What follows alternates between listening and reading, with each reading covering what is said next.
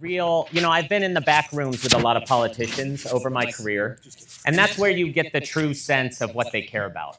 And the coolest thing about working for Dina Titus is that when the cameras are off, when there's nobody around listening, it's just like when they're on and when people are listening. She's about the people. She's about helping the vulnerable. She's about trying to make things better for people that need help.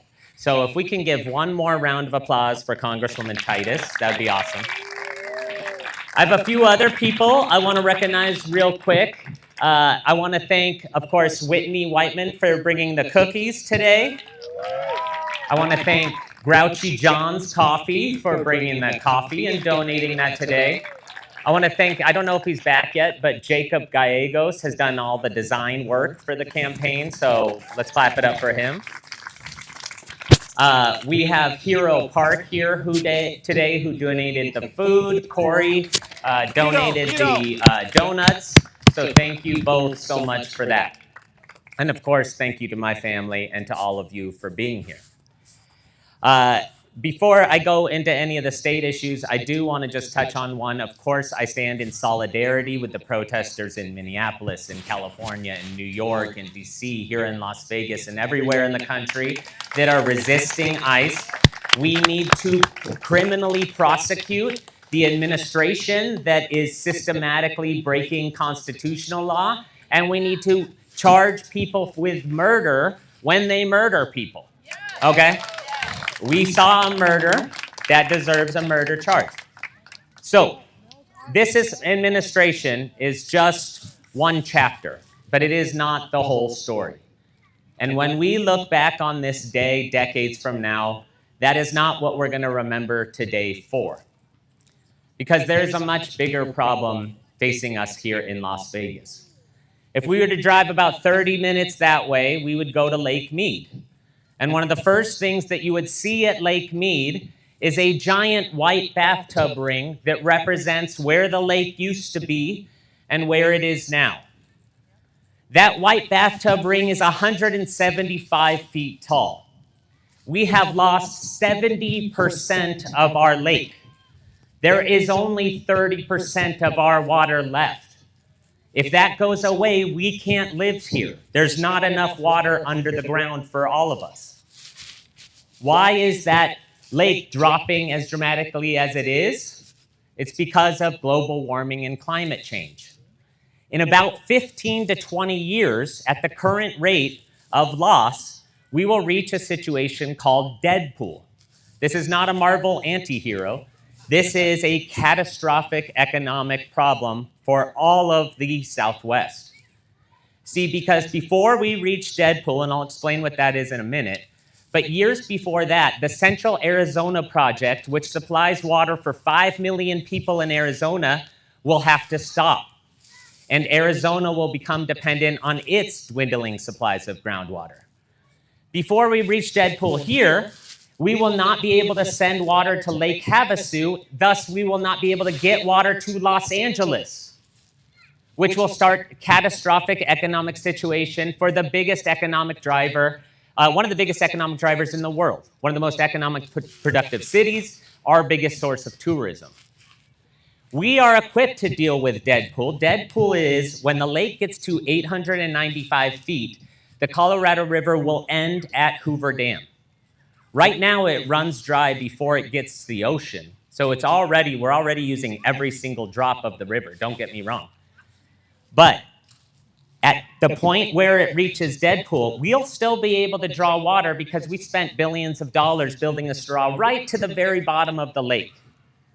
But what will happen is the investment in our community will completely dry up. We will not be able to build new resorts. We won't be able to float bonds for new infrastructure. And this will cause severe economic distress years before we run out of water. So what do we do about it? Well, the things that are causing climate change is the way we get around and when we turn on the lights. By simply changing how we get from here to there and what happens when we flip the light switch on, we can stop this problem. Las Vegas is not going to solve climate change for the whole world, but we can show the whole world how to solve climate change. It starts, oh, thank you. It starts with electricity. Right now, we can easily provide all the power we need from solar. That might be happening as we speak. We've been building solar panels for like 16, 17 years here. However, there are still 6 or 10 industrial-sized natural gas plants still burning pollution in the atmosphere for no reason. We can make a huge leap in climate by just turning off the gas plants during the day. That's a huge first step. Then we can build more storage, take that solar power into the night, bring in all the excess wind power from Wyoming, bring in all the excess tidal power from the Pacific Northwest, and we can start to build a grid that can cut 80% or more of our carbon emissions. And the only thing we need is somebody at the legislature that's willing to fight NV Energy. On transportation, we have an even bigger challenge. We are a very car-dependent community.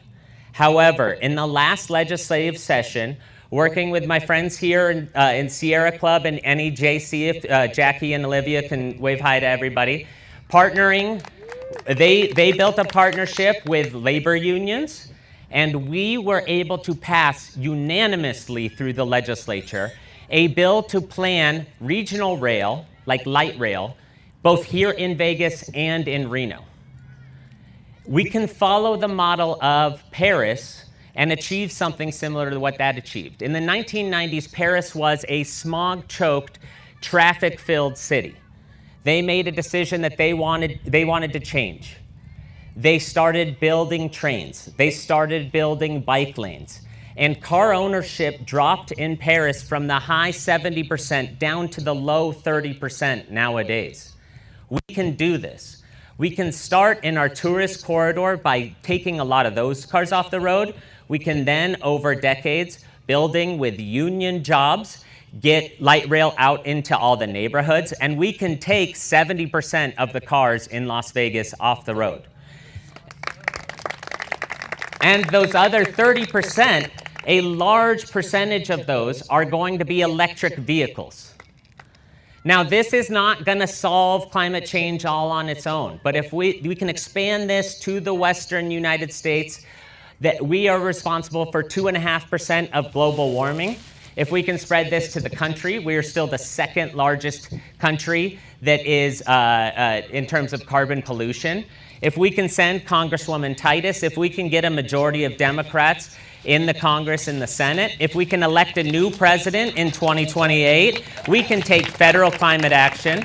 We are not alone in this fight. We have allies in China that are doing the same thing. We have allies in Africa that are doing the same thing. We have people risking their lives in Russia, in Venezuela, all to try to make sure that our children and our children's children have a future on this earth.